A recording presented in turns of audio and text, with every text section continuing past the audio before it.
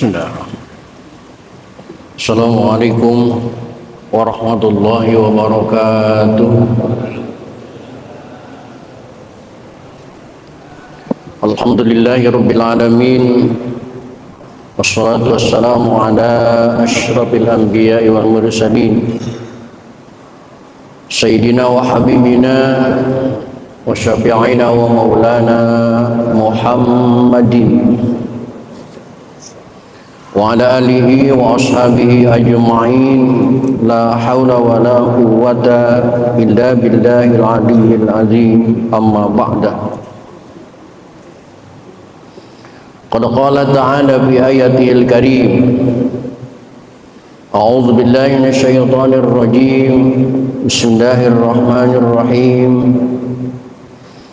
Wa ma khalaqtul jinna wal insa illa liya'budun. Shadaqallahul adzim.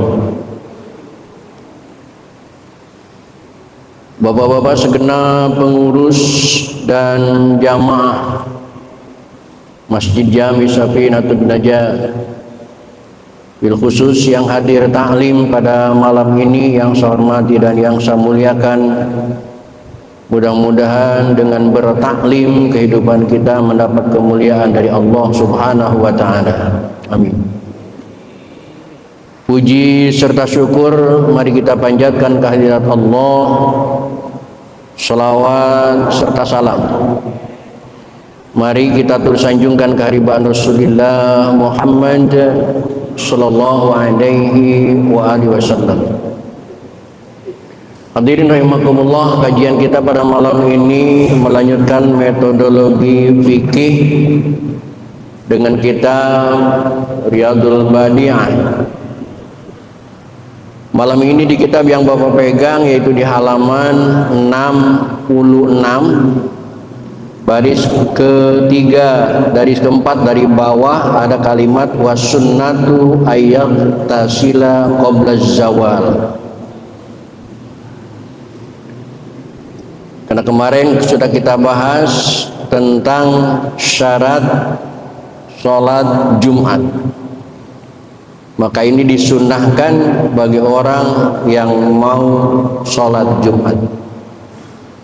Silakan dicari dan diperhatikan, dan kita buka saja ta'lim ini dengan sama-sama membaca Al-Quran surah Fatihah. Saya berharap kepada Allah Subhanahu wa taala semoga dengan asbab membaca Fatihah Allah berkenan mengampuni dosa dan kesalahan yang pernah kita lakukan di masa lalu kita. Amin.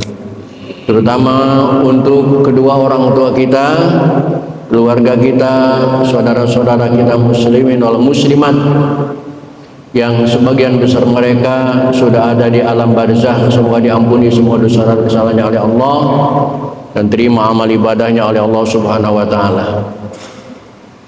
Dan bagi kita yang masih hidup dengan niat akan selalu hadir di majlis taklim, mudah-mudahan Allah berikan kepada kita panjang umur yang disertai dengan sehat walafiat, dihiasi dengan rizki yang jembar, dan keluarga kita menjadi keluarga orang yang soleh dan solehah semuanya. Amin. Syafaat Rasulullah wa barakati mu'alif hadzal kitab wa yusiril Fatihah. A'udzu billahi minasyaitonir rajim. Bismillahirrahmanirrahim. Alhamdulillahi rabbil alamin. Arrahmanir rahim. Maliki yaumiddin. Iyyaka na'budu wa iyyaka nasta'in. Ihdinas shiratal mustaqim. Shiratal ladzina an'amta 'alaihim ghairil maghdubi 'alaihim waladdallin.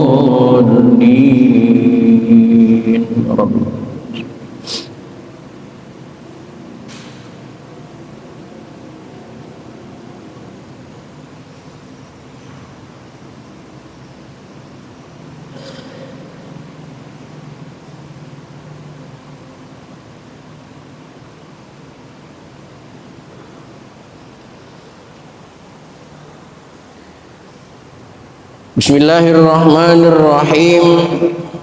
Wassunnatu, dan disunahkan.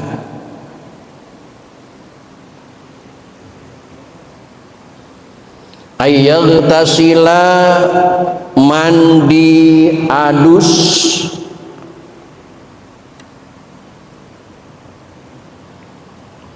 qabla zawali, sebelum waktunya zawal,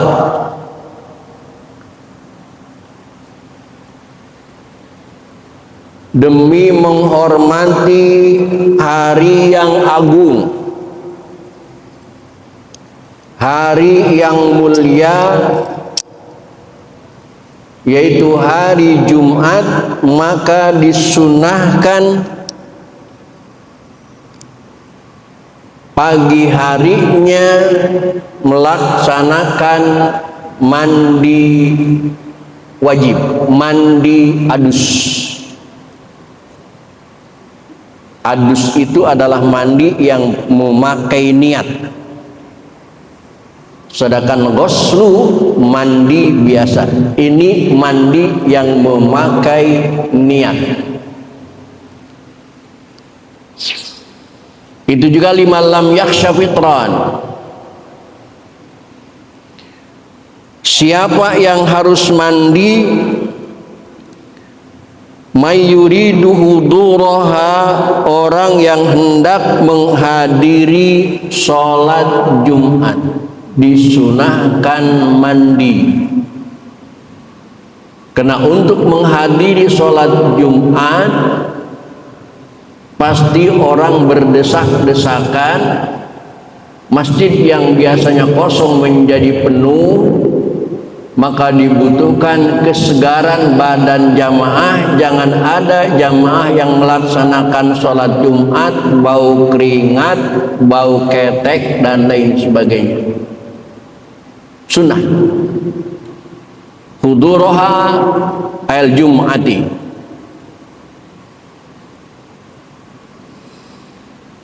Bahkan wa ilam talzamhu, walaupun tidak wajib Jumat kepada dia, tapi dia mau melaksanakan Jumat. Bal wa in harum alaihi, bahkan walaupun dia diharamkan melaksanakan Jumat, tapi karena dia mau hadir Jumat, itu tetap disunahkan adus. Siapapun yang mau hadir Jumat, baik kewajiban kepada dia melaksanakan Jumat, bahkan haram kepada dia melaksanakan Jumat, tetap kalau mau Jumat dianjurkan adus terlebih dahulu sebelum berangkat.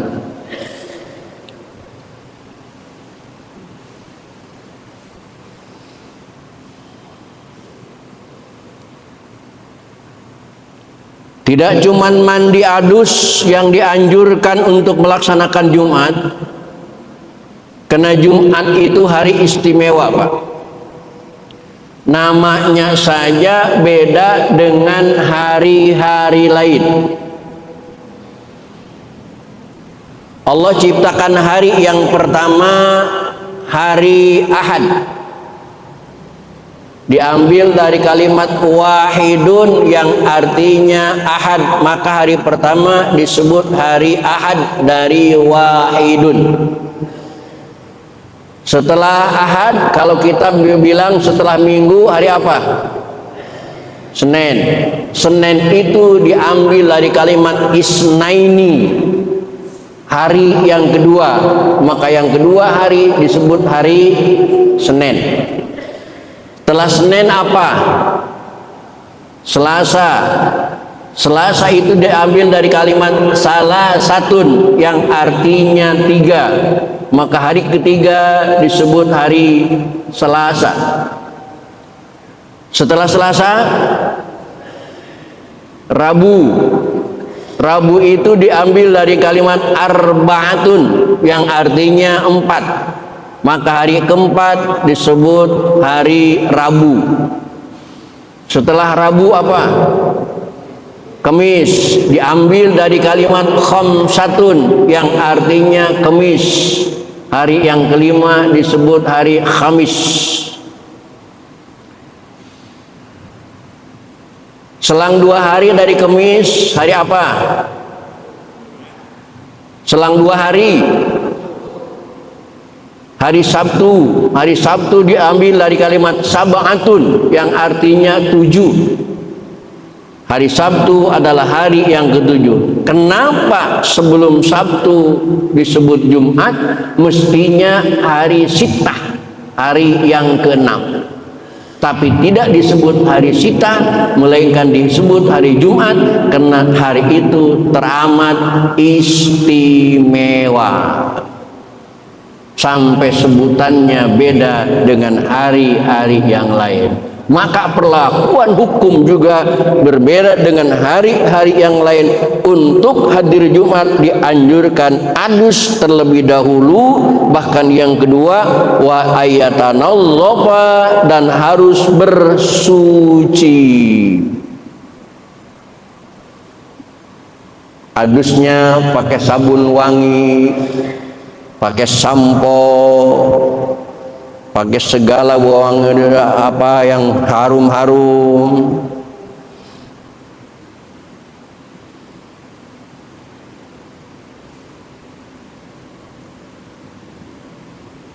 Dengan cara bihalqi rajulin ghairu muhramin wa muridi tadhiyatin fi asyri dzulhijjah anatahu wa binatfi ibtihi, dengan mencabut bulu keteknya, bisiwakin, dengan sikat gigi, wa izalati rihin karihin, menghilangkan bau yang tidak sedap, wa biqassi syaribin, dan dengan mencukur kumis, wa taqlibil frin, dan menggunting kuku, yadahi, dua tangannya, wa rijlaihi, dan dua kakinya.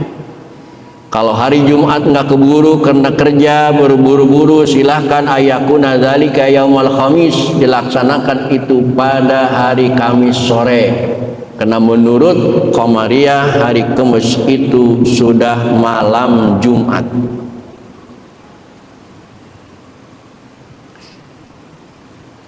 Jujur Bapak, coba angkat tangan Bapak. Coba angkat tangan Bapak. Kalau Bapak motong kuku, mulai dari mana dan berakhir di mana? Hah? Mulai dari mana dan berakhir di mana? Mulai dari sini. Yang kedua, ini. Yang ketiga, ini. Yang keempat, kelingking. Yang kelima, jempol enggak?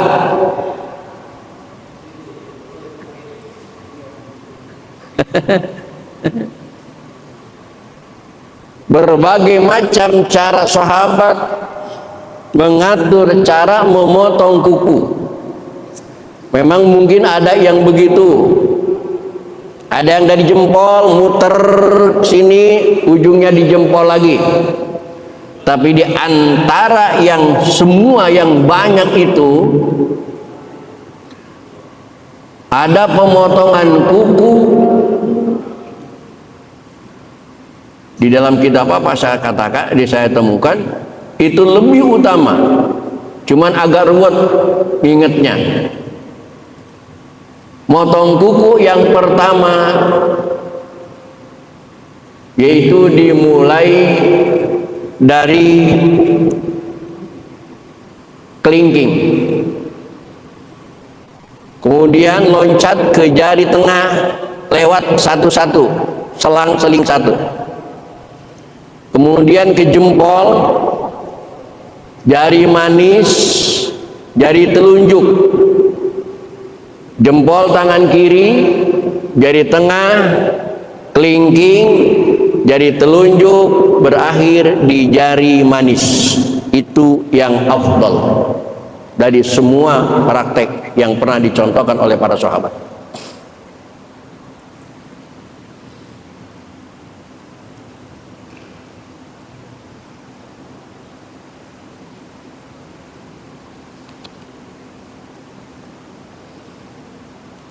Lalu wayal basas siyabal bid, dan hari Jumat itu memakai pakaian yang putih. Sunnahnya hari Jumat pakaiannya warna putih, sarung putih, gamis putih, kopiah putih,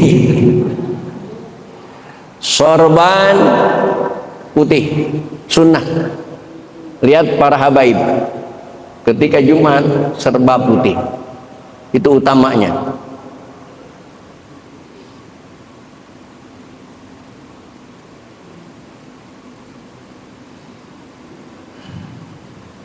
Bi antakuna siyabuhu kulluha bayadha. Usahakan semua pakaian yang kita pakai warnanya putih. Bagaimana kalau di Muara Karang pakai sarung putih becek, apalagi kemarin siang hari banjir di sono, Muara Karang sono, bukan Muara Karang sini. Sini mah kecepretan doang.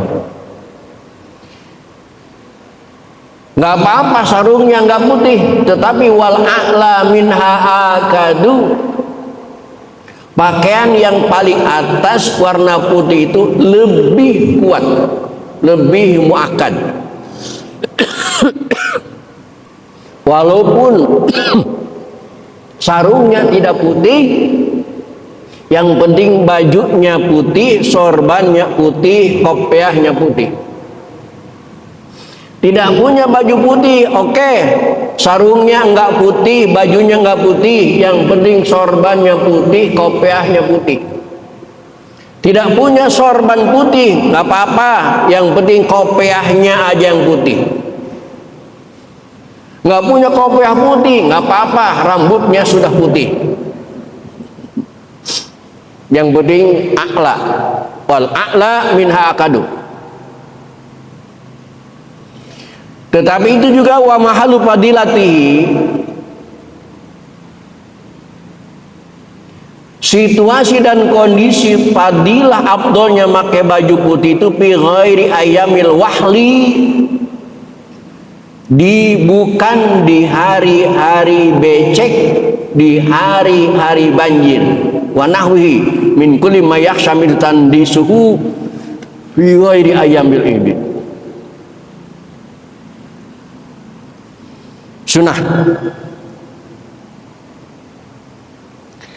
Wa yaqra'an nasu, dan sunnah membaca orang yaumiha pada hari Jumat itu, wa lailataha, dan malamnya, surat Al-Kahfi, membaca Quran dari surah Al-Kahfi.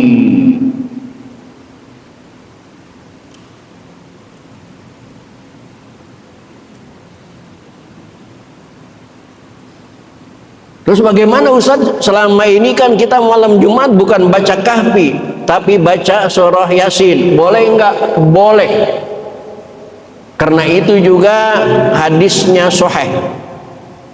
Lalu anjuran di sini bagaimana? Kita bagi saja, malam Jumatnya baca Yasin, hari Jumatnya baca surat Kahfi. Malamnya Yasin, siangnya Kahfi. Dengan demikian dua-duanya kita melaksanakan.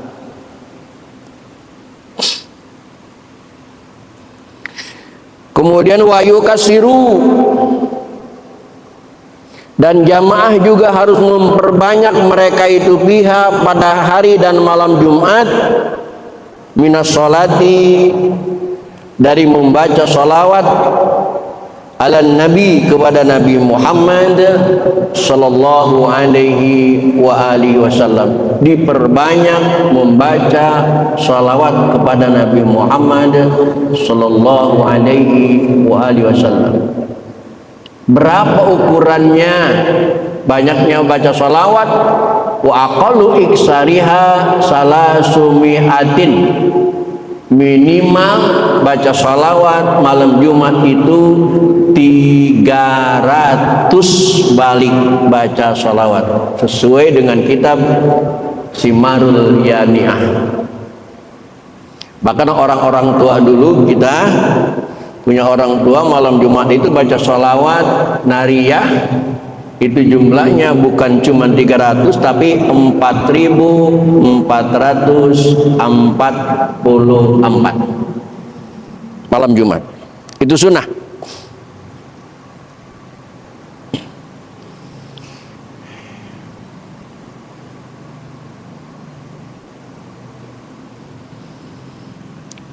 Babu salatil aidain.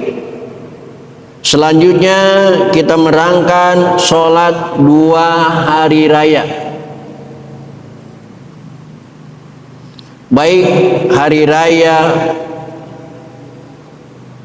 puasa Idul Fitri maupun hari raya kurban yang disebut Idul Adha. Wal kusufi, dan juga kita akan menjelaskan bagaimana sholat gerhana, baik gerhana matahari maupun gerhana bulan. Wal istisqa, dan juga akan kita jelaskan pada kitab ini bagaimana melaksanakan sholat istisqa.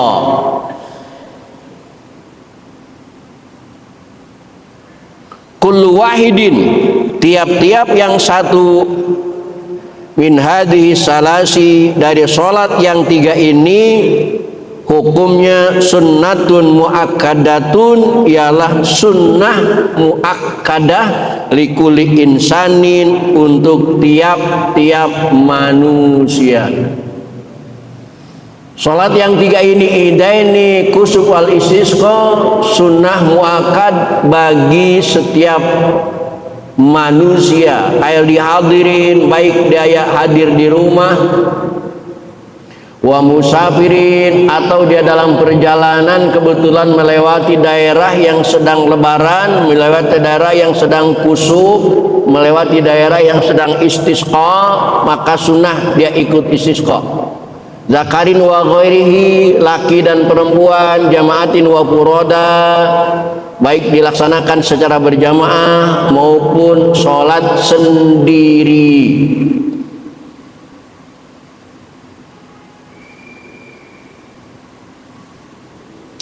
Bahkan sholatul idain ini ada versi ulama pendapat beda. Oh, sholatul idain ini fardhu ain. Sholat hari raya itu fardhu ain inda Abi Hanifah menurut Imam Hanafi. Fardhu kifayatin, fardhu kifayah inda Ahmad menurut Imam Ahmad, wa indana, dan menurut Imam Syafi'i.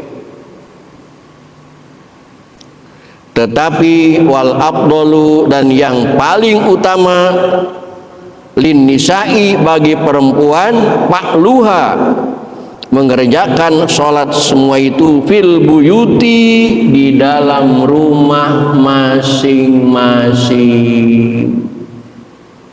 Tidak boleh berjamaah. Selama ini emak-emak kita kalau sholat lebaran berjamaah apa enggak? Berjamaah kan? Sebenarnya afdolnya di rumah masing-masing. Tapi wanita itu dibagi 2 di dalam kitab kuningnya. Afdol sholat di rumah itu zawatil hayati, bagi perempuan-perempuan yang cantik, bagi janda-janda yang semok, janda yang montok, janda yang denok. Kenapa tidak boleh gabung di masjid? Nanti mengganggu konsentrasi jamaah, mengganggu konsentrasi laki-laki. Maka yang cantik-cantik di rumah aja lah. Bagaimana kalau sudah nenek-nenek peot, silahkan gabung berjamaah. Karena walaupun perempuan sudah nggak ada tarik lagi, silahkan.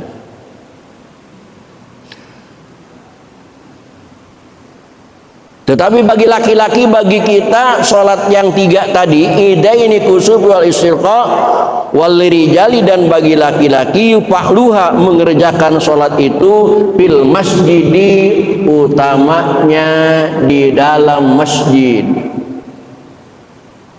Kenapa harus di dalam masjid? Li syarfihi, karena mulianya masjid. Maka hadis mengatakan syarrul buqa aswaquha wa khairul buqa masajiduha. Tanah yang paling jelek itu adalah tanah yang dibikin pasar. Tanah yang paling bagus adalah tanah yang dibikin masjid. Kenapa yang dibikin pasar jelek? Bapak teliti aja sendiri deh. Di pasar semuanya ada. Yang ngobrol paha, yang ngobrol betis, yang ngobrol pusar, yang nipu, yang bohong dan lain sebagainya, di pasar semuanya kumpul. Maka syarrul buqa. Bahkan wakila fa'lu sholati lidaybi sahra afdalu li annahu arfaqu li raqibi bi ghairi, yang kalau ada lapangan besar, sholat id itu utamanya di lapangan, utamanya.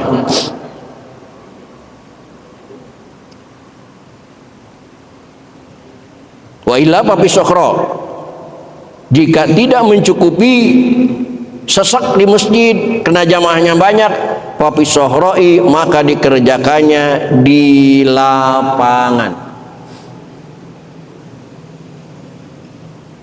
Wa yusolli, dan ia melakukan sholat kulla idin, tiap-tiap hari raya, rakaataini, hanya 2 rakaat. Sholat sunnah itu hanya 2 rakaat. Biniati sholat idul fitri, dengan niat sholat idul fitri wal awil adha, atau niat sholat idul adha.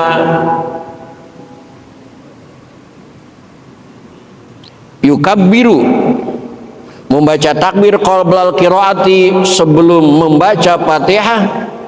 Fil ula, pada rakaat pertama, sab'a takbiratin, 7 kali takbir, ghaira takbiratil ihrami, selain takbiratul ihram. Maka kalau dijumlah sholat idul fitri idul adha, takbirnya di rakaat pertama setelah takbiratul ihram ditambah 7, dijumlah dengan takbiratul ihram, berarti takbirnya jumlahnya 8 kali takbir. Allahu Akbar. Kemudian baca doa iftitah, Allahu Akbar kabira walhamdulillahi katsira subhanallah wa bihamdihi. Selesaikan doa iftitah, takbir lagi 7, Allahu Akbar subhanallah walhamdulillah wala ilaha illallah, Allahu Akbar, 7 kali di rakaat yang ke pertama. Wa bisaniyati, dan di rakaat yang kedua, khamsan, 5 kali takbir, ghaira takbiratul qiyami, pembacaan takbir berdiri selain pembacaan takbir berdiri dari rakaat yang pertama. Rakaat yang kedua baca takbirnya 5 kali selain takbir berdiri. Kalau dihitung dari bersama takbir berdiri ada takbir, maka rakaat yang kedua baca takbirnya jumlahnya 6 bersama takbir berdiri. Dan wajibu, dan wajib ta'yinu idul fitri, menentukan hari raya idul fitri, min idul adha, dari idul adha. Dan kita harus mengatakan usolli sunnatan li idul fitri atau usolli sunnatan li idul adha, harus jelas fi niati sholati, di dalam niatnya sholat, ditamyizi bainahuma li annahu minan nawafil al-muaqqatah fala yakfin niatu sholatil aidi faqat wa in iktafa bidzalik al-aziz Abdus Salam kama fil kafarah. Bahkan disunahkan kepada berjamaah ba'daha, setelah sholat idul fitri idul adha, khutbatani, melaksanakan 2 khutbah. Timbul pertanyaan sekaligus mengecek pelajaran kemarin.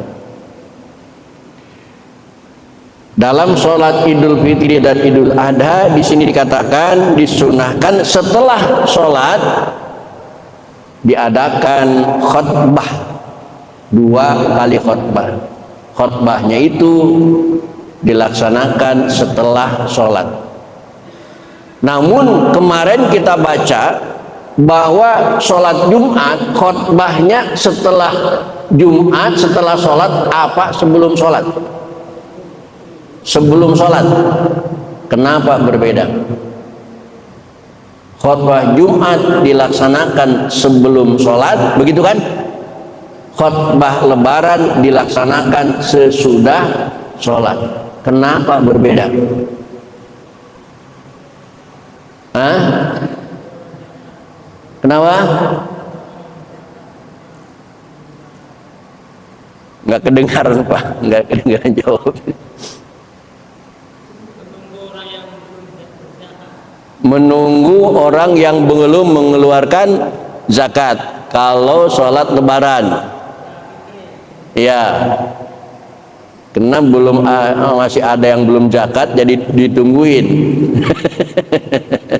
Masuk sih, logika masuk, cuman itu alasan logika, bukan alasan hukum. Alasan hukumnya apa?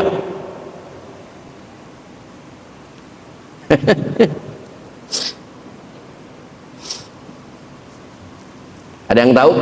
Kemarin kayaknya udah dikasih tahu nih. Hah? Lupa mulu.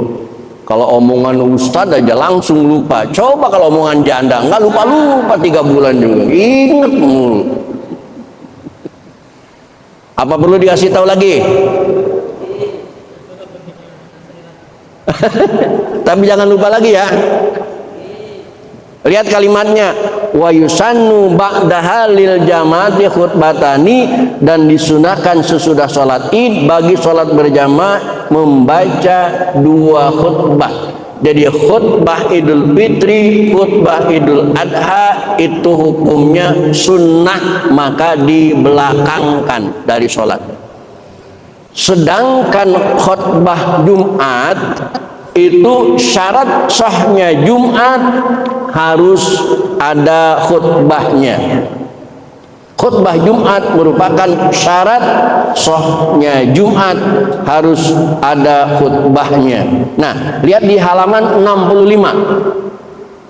Mundur dari halaman 1 dari tadi 1 lembar, di halaman 65, wasyurutu sihatihi, dan syarat-syarat sahnya Jumat itu ayataqaddama alaihi khutbataini, ialah harus mendahului kepada Jumat itu 2 khutbah. Jadi jawab singkatnya, kenapa khutbah Jumat didahulukan? Karena khutbah Jumat menjadi syarat Jumat, sedangkan khutbah Idul Fitri, Idul Adha bukan menjadi syarat sholat, tetapi hanya sunnah, makanya dibelakangkan.